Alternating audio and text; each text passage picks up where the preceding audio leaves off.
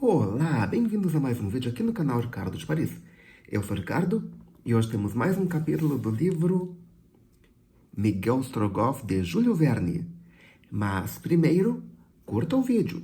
E se for a primeira vez aqui, inscreva-se e acione o sininho para receber as notificações.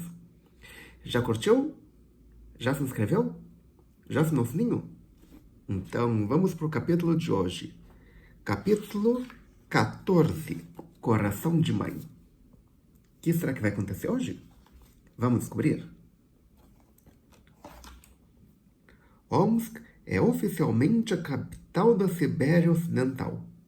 Não é de certo a cidade mais considerável do governo do mesmo nome. Tomsk excede em população e importância. Contudo, é em Omsk que reside o governador-geral desta primeira metade da Rússia asiática.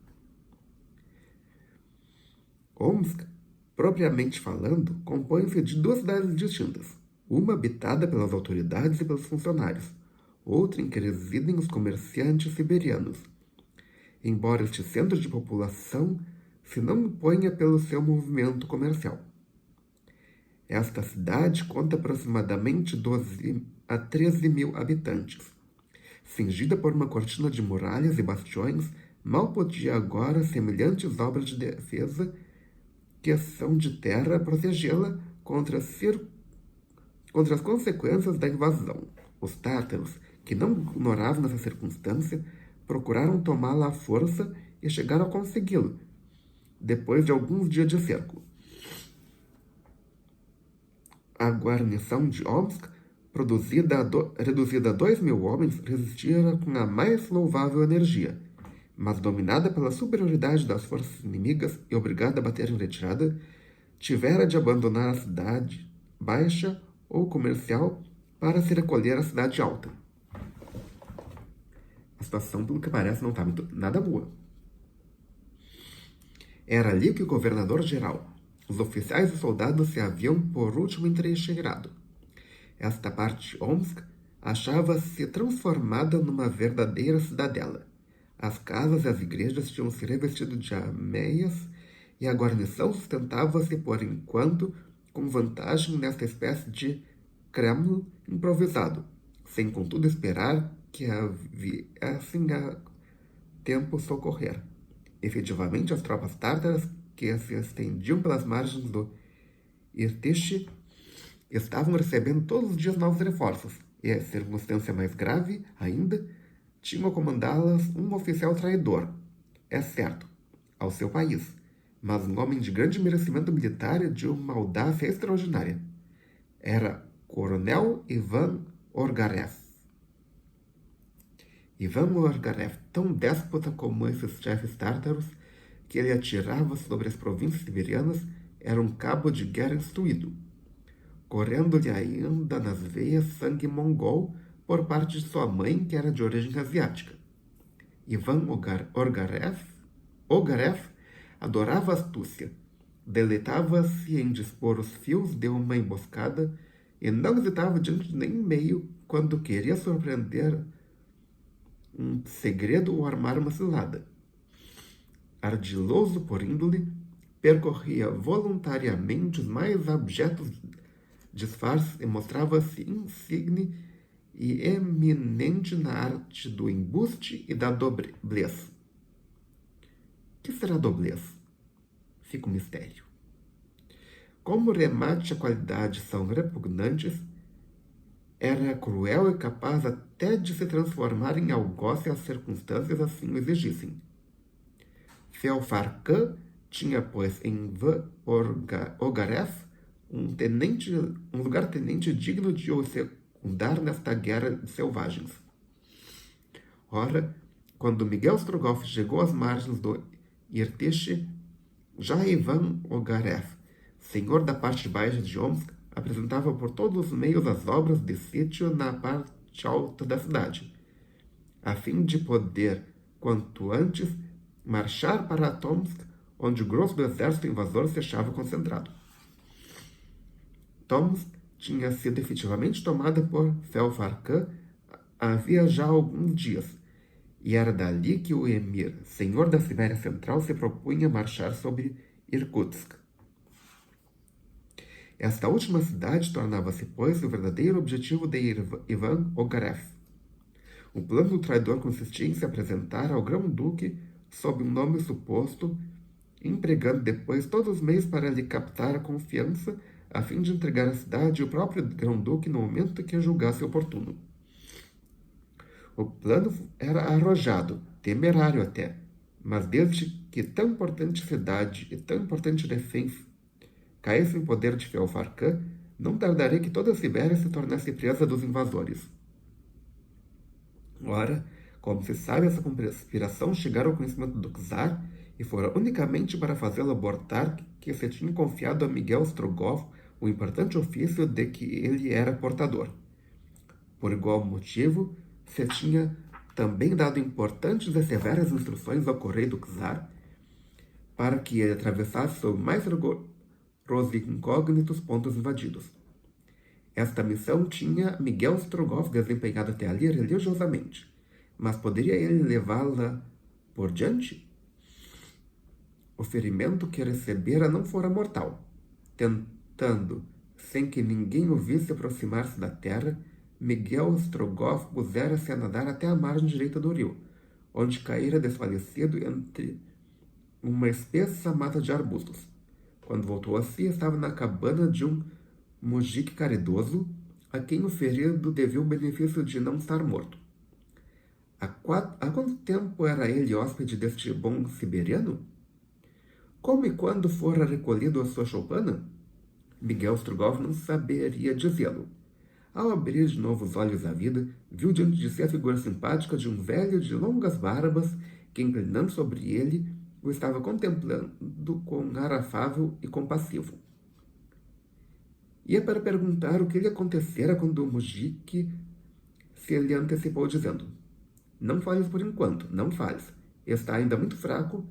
Eu te direi onde estás e o que tem passado depois que viestes para aqui." E o mujique explicou a Miguel Strogoff os diversos incidentes da luta que ele pudera presenciar da margem direita do rio.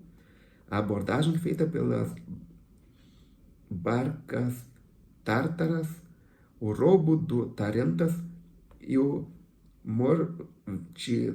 morticínio dos barqueiros do Yamshik. Mas Miguel Strogoff não ouvia, e levando a mão ao peito, encontrou o ofício imperial que ainda se conservava no mesmo lugar. Respirou melhor. Havia, porém, outra coisa que também o afligia. Comigo vinha uma moça. Que lhe fizeram? Perguntou-lhe o mujique.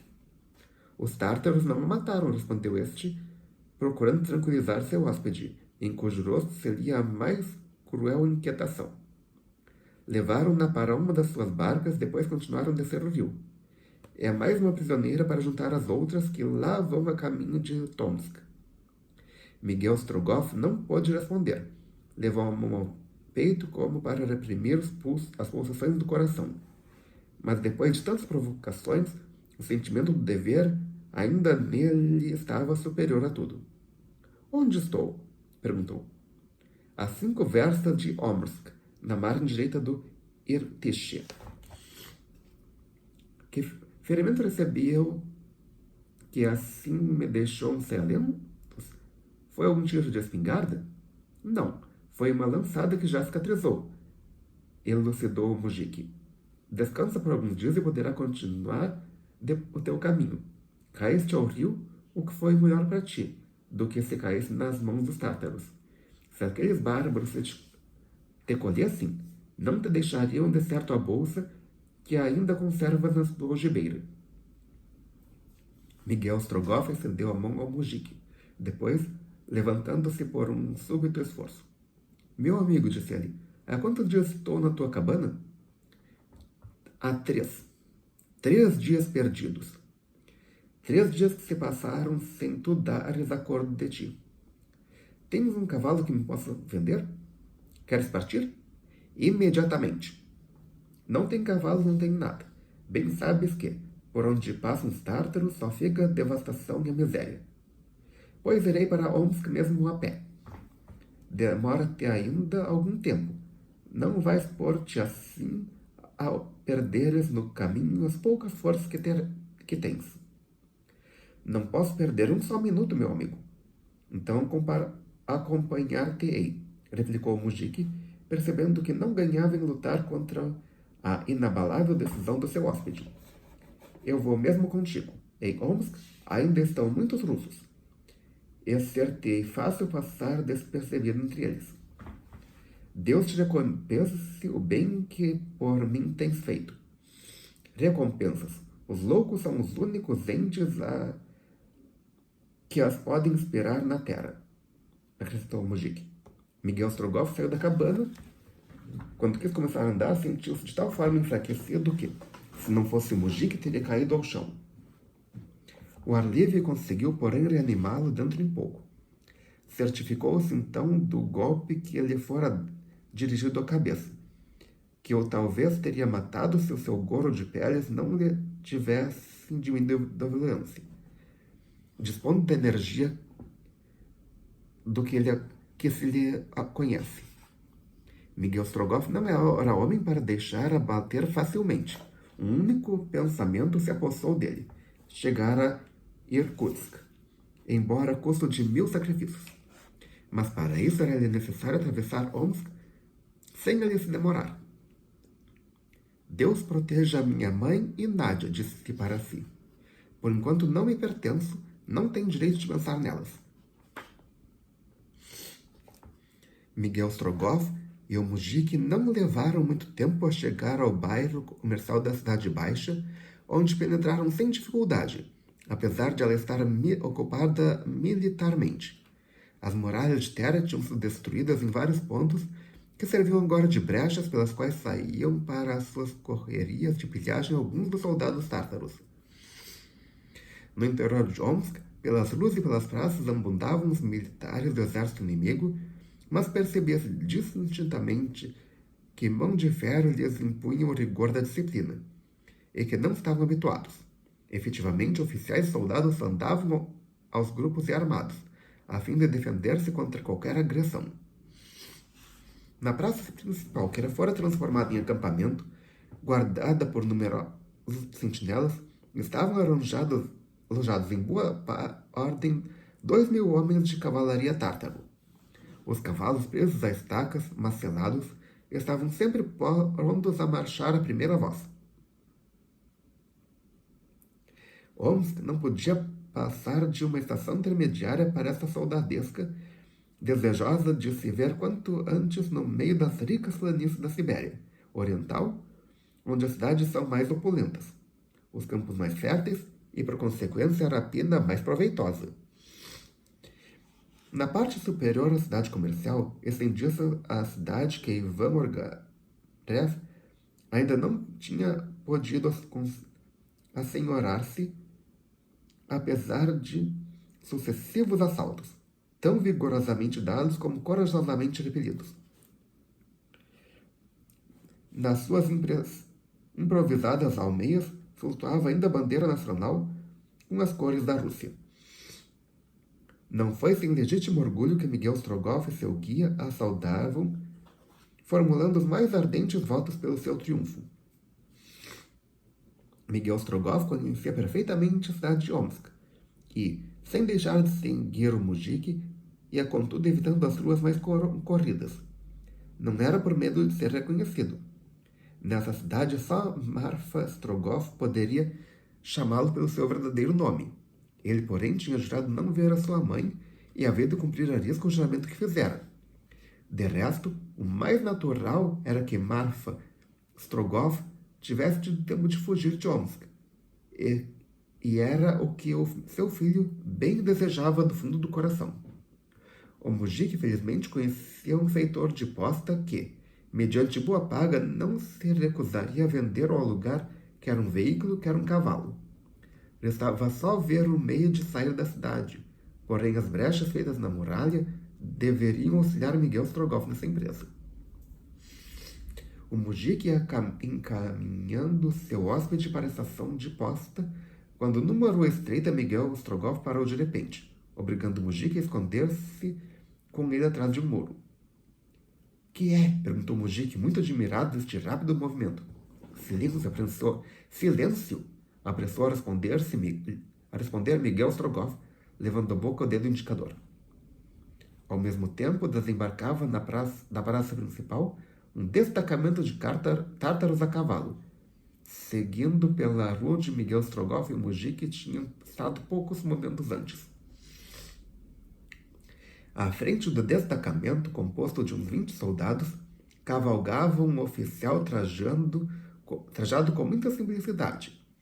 Se bem que fosse olhando para ambos os lados, era impossível, de certo, dar com Miguel Strogoff, que tivera tempo de se ocultar. O destacamento e seu comandante corriam a trote largo, sem fazerem caso das pessoas que passavam. Estas, para não serem atropeladas, apenas tinham tempo de se escoarem com as paredes.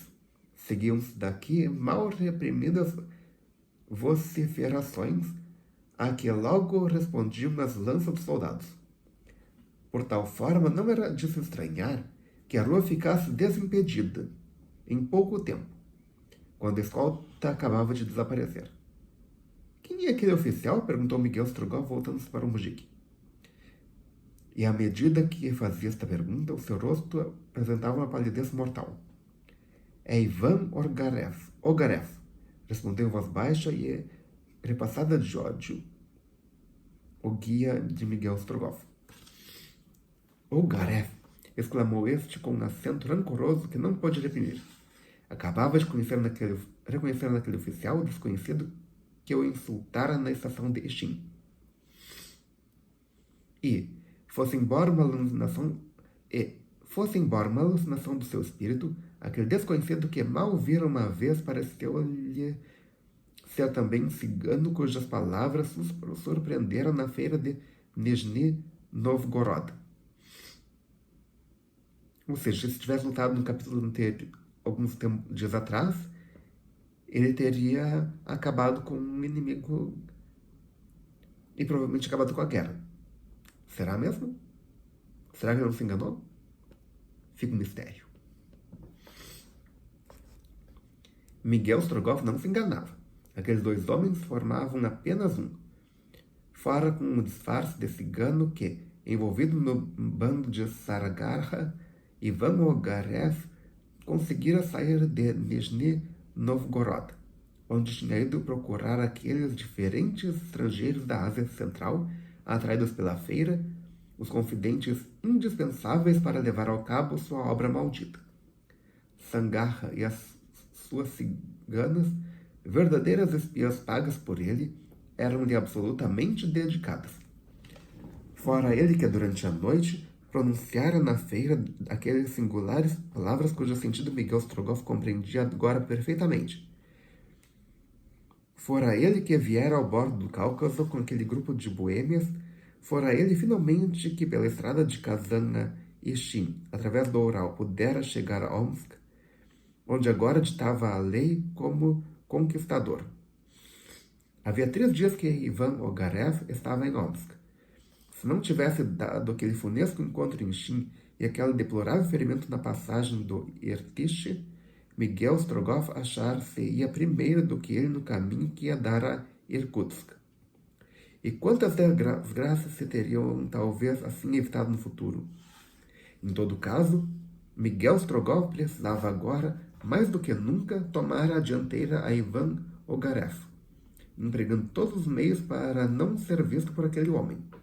Quando chegasse o momento de o poder encarrar frente a frente, ele saberia procurá-lo, ainda mesmo que a Sibéria inteira estivesse então em seu poder. O Mujik e Miguel Strogoff continuavam a atravessar as ruas de Omsk até chegarem à estação de posta. Sair de Omsk por uma das brechas quando caísse a noite não era difícil. Porém, comprar um veículo qualquer para substituir Tarentas, isso era impossível. Em todo caso, em toda a cidade não havia um único trem disponível. Mas que precisão tinha agora Miguel Strogoff de um veículo? Não ia ele simplesmente continuar sozinho sua viagem? Bastar-lhe ia portando um cavalo, e por fortuna pôde obtê-lo sem maior dificuldade. Era um cavalo de corrida, capaz de suportar grandes fadigas e de que Miguel Strogoff, excelente cavaleiro, poderia tirar ótimo partido. O cavalo foi pago por uma soma elevada, e alguns minutos depois estava selado e pronto para partir. Eram então 4 horas da tarde. Miguel Strogoff, obrigado a esperar pela noite para transpor as muralhas, e não querendo percorrer as ruas da cidade, deixava-se ficar na estação de posta, onde pediu que lhe trouxessem alguma coisa para comer. Havia grande afluência na sala comum, como nas gares das linhas russas. Os habitantes de Omsk, ansiosos por notícias, vinham aqui saber o que se passava. Falava-se da chegada próxima a Tomsk de um corpo de tropas moscovitas, com o fim de reconquistar aquela cidade aos tártaros de Feofar Khan. Miguel Strogoff prestava maior atenção ao que se dizia, evitando, porém, envolver-se nas conversações.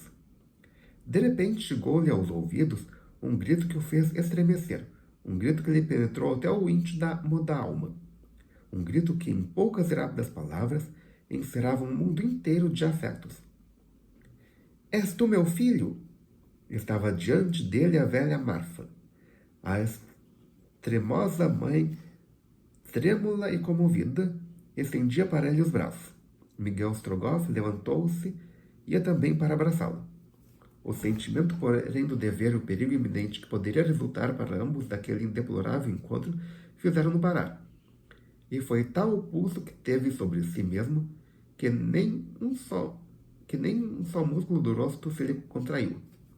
Na sala comum da estação achava-se reunido 20 pessoas. Entre elas, talvez houvesse mais de um espião. Além disso, se não sabia na cidade que o filho de Marfa, Strogoff, pertencia ao corpo de fuzileiros do czar? Miguel Strogoff não se moveu, pois. Miguel! Exclamou sua mãe. Quem és tu e que me queres? Balbuciou com esforço Miguel Strogoff. Quem sou eu? Ainda me perguntas? Dar-se-á o caso, meu filho, que já não reconheces a tua mãe? Engana-te, respondeu com afetada tristeza Miguel Strogoff. Alguma extraordinária semelhança te ilude. A velha Marfa caminhou para ele e fitou de frente. Não serás tu o filho de Pedro e Marfa Strogoff? Disse ela. Miguel Strogoff daria todo o seu sangue para poder estreitar nos braços aquela que assim lhe falava. Mas se o fizesse perder-se e ia a si, sacrificando ao mesmo tempo a sua missão, o seu juramento e a sua própria mãe. Contendo-se, pois, a custo, fechando os olhos para não ver a luta angustiosa que se lia no rosto da sua mãe, e afastando-se rapidamente para não apertar as suas mãos convulsivas que o buscavam. Não sei, na verdade, o que pretendes de mim, boa mulher, respondeu ele, recuando alguns passos. Miguel! Exclamou ainda a pobre mãe. Não sou Miguel, nunca fui teu filho. Chamo-me Nicolau Korpanov, negociante de Irkutsk. E dizendo isso, saiu da sala arrebatadamente, enquanto ressoavam ainda pelas últimas vezes as palavras. Meu filho, meu filho! Miguel Strogoff, quebrado de força, afastara-se finalmente. Não teve, pois, ocasião de ver a sua mãe, que se deixava cair quase desfalecida sobre um banco. Porém, no momento em que o feitor de poças ia para socorrê-la, ela já estava de pé. Acabava de se fazer luz no seu espírito. Ela, renegada por seu filho, podia lá ser. Também não era admissível que se tivesse enganado a ponto de tomar outro homem por ele. Não restava, pois, a menor dúvida de que tinha sido seu filho que lhe falara. E se Miguel fizera que não a conhecia, é porque não devia conhecê-la, porque tinha razões imperiosas que a isso o obrigavam. Desde então, recalcando no mais profundo do peito todos os seus sentimentos maternos, só teve um último pensamento. Acaso poderia eu, sem querer, meu pobre filho? Sou maluca, disse ela aos que rodeavam. Aquele rapaz não é meu filho. Nem não pode ser meu filho. Enganaram-me esses meus cansados olhos. Nem a voz, nem as feições eram do meu filho, Miguel. Há de se acabar por me parecer que todos que encontro são meu filho. Saudades de mãe, tristeza da ausência. 10 minutos depois, apresentava-se um oficial tártaro na estação de posta. Marfa Strogoff? Perguntou ele. Sou eu? Respondeu a mãe de Miguel Strogoff com tanta serenidade na voz e no olhar que todos os que ali estavam presentes dificilmente poderiam ver nela a mulher ainda há pouco tempo desfalecida pela comoção. Acompanhe-me, ordenou o oficial. Marta Strogoff, poucos minutos depois, achava-se no acampamento em presença de Ivan Ogarev, a quem todos os pormenores da cena anterior tinham sido imediatamente relatados. Ivan Ogarev, desconfiado da verdade, tinha querido interrogar pessoalmente a velha siberiana. O teu nome? Perguntou-lhe com modos ásperos. Marfa Strogoff. Tem filhos? Tem um. Que é ele? Correio do Czar. Onde está? Em Moscou. E que faz? Não sei. Há quanto tempo não recebes novas suas? Há 2 meses. Quem era então esse rapaz a quem há pouco chamavas teu filho? Um siberiano que tomei por ele, respondeu Marta Strogoff. Se todos me parecem meu Miguel, Se todos me parecem meu Miguel, e já é a 10ª vez que julgo ver meu filho, não me estranho. Nesse caso, aquele homem não era Miguel Strogoff? Não era. Sabes que te posso obrigar a dizer a verdade, mandando pôr-te a tormentos. Disse-te só a verdade. Teus suplícios não me assustam.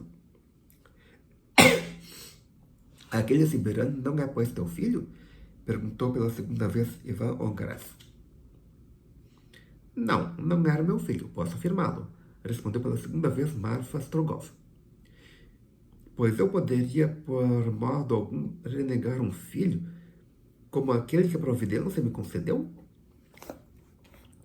Ivan Ogarev deitou sobre a velha siberiana um olhar cheio de raiva que esta suportou sem baixar os olhos. Ivan Ogarev não duvidou de que a mãe de Miguel Strogoff tivesse reconhecido seu filho naquele negociante de Irkutsk. Ora, se o filho renegar a mãe, e se a mãe agora renegava o filho, é porque algum motivo poderoso os obrigava a este procedimento. Para Ivan Ogarev, ficou, pois, assente que o pretenso Nicolau Korpanov não era outro senão o próprio Miguel Strogoff, correio do czar ocultando-se sob nome suposto para desempenhar alguma delicada missão, cujo segredo era importantíssimo conhecer de imediato. Levado, pois, por essa convicção, deu ordem para que fosse imediatamente no alcance de Miguel Strogoff. Depois, que esta mulher seja transferida para Tomsk, ordenou ele voltando-se para Marfa Strogoff. E quando os soldados conduziam brutalmente, ajuntou entre mentes. Quanto tempo eu te obriguei a falar? Quando for tempo, eu te obrigarei a falar, minha bruxa do inferno. Ele não tinha bons modos. E por hoje é só. Se você gostou, clique em curtir. Adicione esse vídeo aos seus favoritos, compartilhe com seus amigos, traga pelo menos um inscrito para o canal. Ok? Obrigado pela presença, obrigado pela audiência. Até amanhã com mais um vídeo e... Espere, amanhã é sábado, amanhã é guloseimas. O que será que vai ter? Volte amanhã e descubra. E até logo!